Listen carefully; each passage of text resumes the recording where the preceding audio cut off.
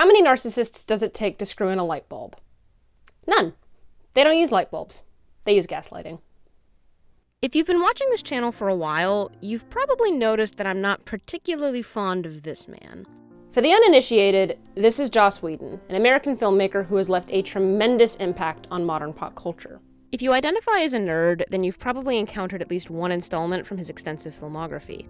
He created cult classic TV shows like Buffy the Vampire Slayer, Firefly, and Angel. He's directed episodes of The Office and Glee, and he oversaw the first two phases of the MCU, writing and directing both The Avengers and The Avengers Age of Ultron. Back when I started this channel, I envisioned myself making a long-form video essay that compared, analyzed, and dissected all of Whedon's shows and movies. But I've been working on this thing called loving myself, and that's not compatible with watching Dollhouse. This is an awesome gig. This is cutting-edge science in a house full of hot chicks.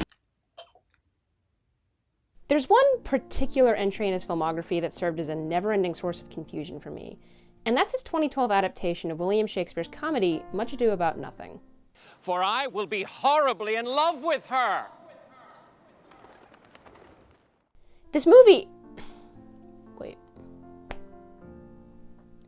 This movie is not a hidden gem, nor is it a cinematic disaster worthy of ire and critique. Forgive the pun, but nothing incites passion here. When I know the gentleman, I'll tell him what you say. Do. That's not to say there aren't things to compliment here. I enjoy the black and white aesthetic, and Nathan Fillion as Dogberry is inspired casting. Bind them! You naughty varlet! But as far as adaptations go, this film doesn't really capture the essence of the play. I wonder that you would still be talking, Signor Benedict. Nobody marks you. What, my dear Lady Disdain, are you yet living? Much Ado About Nothing is the closest thing to a modern-day rom-com in Shakespeare's portfolio. Benedict and Beatrice are your classic romantic leads, and their quippy banter is the play's main source of comedy. For truly, I love none. Dear happiness to women. They insist that they despise each other, so naturally their friends conspire to make them a couple. But are you sure Benedict loves Beatrice so entirely? Quippy banter is a staple of Joss Whedon's writing, so on some level I understand his decision to adapt this specific play. But the thematic aspects of Much Ado About Nothing don't really correlate with the kinds of stories Whedon typically likes to tell. Whedon is a self-proclaimed absurdist, and most of his shows explore concepts like humanism, existential philosophy, and anti-authoritarianism. By that logic, the play he should have adapted is King Lear. As flies to wanton boys away to the gods, they kill us for their sport. I'm fairly certain Joss is familiar with King Lear because Lear's youngest daughter is named Cordelia, and in the opening scene, she refuses to flatter her father's vanity and is subsequently banished from the kingdom. Cordelia Chase is a prominent character in both Buffy and Angel, and her candor is one of her key defining attributes. Cordelia, have you actually ever heard of tact? Tact is just not saying true stuff. In the behind-the-scenes material included on the DVD, Whedon basically admits that he doesn't fundamentally understand Much Ado About Nothing. Much Ado About Nothing confounded me for years because it says it's about nothing. And that was that was kind of a deal breaker for me. Much Ado About Nothing is a play about the masks we wear as individuals and the duality of deception. The titular nothing is a twofold joke. Nothing refers to the farcical shenanigans that drive the plot forward, but nothing was also Elizabethan slang for vagina. The title literally translates to Much Ado About and I'm honestly shocked Whedon didn't pick up on this because lazy sex jokes are another staple of his repertoire.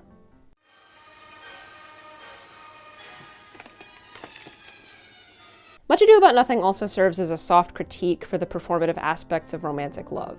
Scenes 2 and 3 of Act 5 juxtapose how Benedict and Claudio express their affections for Beatrice and Hero respectively.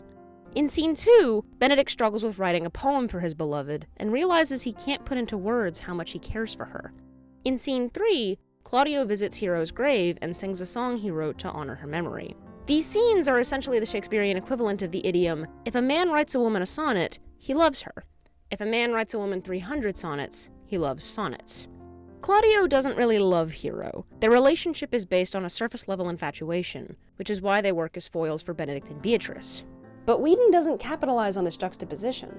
In his film, the scenes are flipped out of order, and instead of singing it himself, a cover of Claudio's song plays over Hero's funeral montage.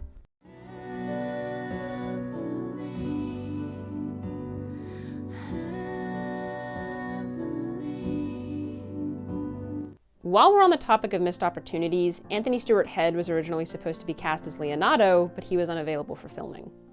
This isn't a knock against Clark Gregg's performance. Anthony just exudes paternal energy in a way that few men do, and I would have loved to see him perform Shakespeare.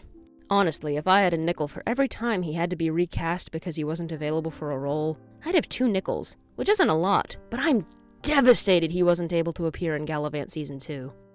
Your moment of glory will come, young Gallivant. Be patient, be ready, and also, never get married. Whedon made 3 trivial changes to the play's supporting cast. Conrad's gender is swapped, and she's now in a romantic relationship with Don John. The character of Anthony is omitted entirely, but his absence doesn't leave much of a void because he's fairly superfluous despite being Beatrice's father. The 3rd change is an addition so minor that it didn't even register with me during my initial watch-through. The photographer is a character that I created. That sounds so pretentious. I'll say it anyway. The photographer was a character that I created. The photographer's presence is supposed to convey the decadence and glamour of being a fabulously wealthy public figure. I like the idea in concept. A camera can capture individual moments, but not the full scope of context, and almost every image we see is curated, be it public persona or social media profile. However, I don't think this motif is successfully executed. Unless somebody tells you to pay attention to the photographer, you will not pay attention to the photographer. They're essentially set dressing, exceptionally skilled and talented set dressing, but set dressing nonetheless. The most noteworthy thing about the photographer is that they're the only person on screen who isn't part of Joss Whedon's inner circle of favorite actors. Whedon is notorious for rehiring certain actors that he likes to collaborate with on his other projects. His Wikipedia page even has a chart that keeps track of this phenomenon. It's not even complete. Why isn't Sean Maher on the list? I'm throwing together this movie and I need a sexy villain, what saith you? So I said, Joss, does this mean you think I'm sexy? These actors have been described as the gravitational center of the Whedonverse, a galaxy that spins recurring actors and themes through an orbital system of TV shows, films, and comic books that all share similar traits. A unique brand of witty dialogue, relatable characters, and fantasy sci-fi mythology. Nice metaphor. This is why I find Much Ado About Nothing interesting. On its own, it's just a competently boring adaptation of a good Shakespeare play.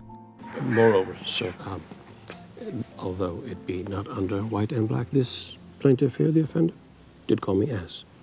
This film was not a passion project. It was a project born from spontaneity. And when you're throwing something together on the fly, you need people who would jump at the chance to work with you. When I see Joss's number on my phone, I just pick up the phone and say, yes, I'll do it. I said yes before he'd even finished the sentence. First of all, when Joss Whedon calls you to do something, you say yes. These actors trust Joss completely. They speak of him with reverence and awe because they're happily caught in his orbit. And he rewards their devotion with roles and invitations to his house for Sunday Shakespeare readings. They are the in crowd. Which begs the question, what's it like being on the outs with Joss Whedon? In May 2017, Zack Snyder stepped down as director for Justice League in order to properly mourn the death of his daughter, Autumn. Warner Brothers promptly hired Joss Whedon to handle the film's post-production and oversee 2 months of soon-to-be infamous reshoots. In July of 2020, actor Ray Fisher accused Whedon of demonstrating gross, abusive, unprofessional, and completely unacceptable behavior towards the cast and crew, and these accusations were quickly corroborated by Jason Momoa. Gal Gadot also suffered abuse from Whedon. Reports say that he threatened to harm her career if she didn't cooperate during reshoots, but Gadot took this issue to the higher-ups to be quote-unquote taken care of. Whedon's reputation fell to an all-time low, but the final nail in his coffin came from a familiar face. Oh, and you're welcome. On February 10th, 2021, actress Charisma Carpenter released the following statement. For nearly 2 decades, I have held my tongue and even made excuses for certain events that traumatize me to this day. Joss Whedon abused his power on numerous occasions while working together on the sets of Buffy the Vampire Slayer and Angel. While he found his misconduct amusing, it only served to intensify my performance anxiety, disempower me, and alienate me from my peers.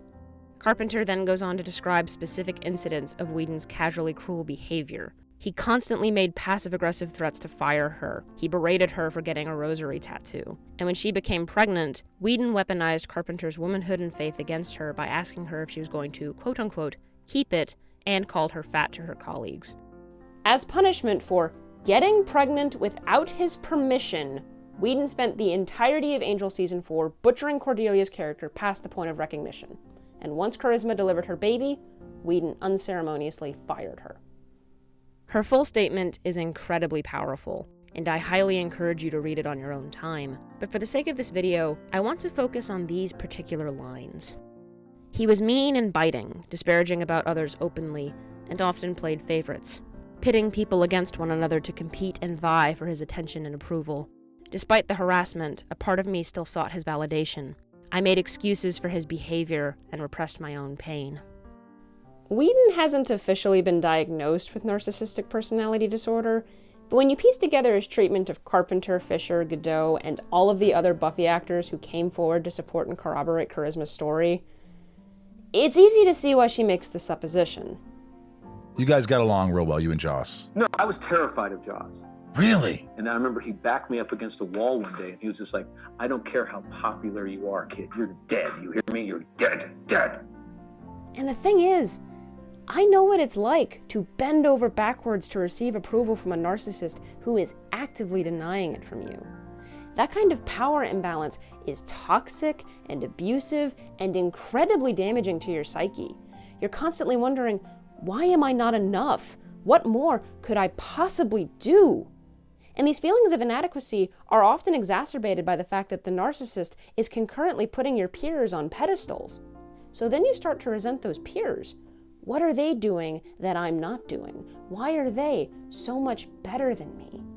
And you know that deep down, you don't deserve to be treated like this. That you deserve better. But when you're stuck in a narcissist's orbit, it's damn near impossible to break out of this cycle. Did it feel like it was like an elephant out of the room, like, or, you know, the monkey off your back? Like you felt like once you did it, it felt really just good to get it out there because it's something that had been bottling up for so many years? Actually, it was really stressful. I was really putting myself in a position to alienate my fandom and speaking out against the creator of my show, where I go to these conventions and people walk with t-shirts on their backs saying, like, Joss Whedon is my god. My respect and admiration for Charisma Carpenter knows no bounds. I cannot commend her bravery enough for releasing this statement.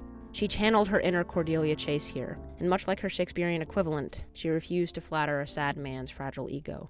When I watch Much Ado About Nothing, I don't see the movie. I don't see Benedict or Beatrice or Dogberry or the fucking photographer.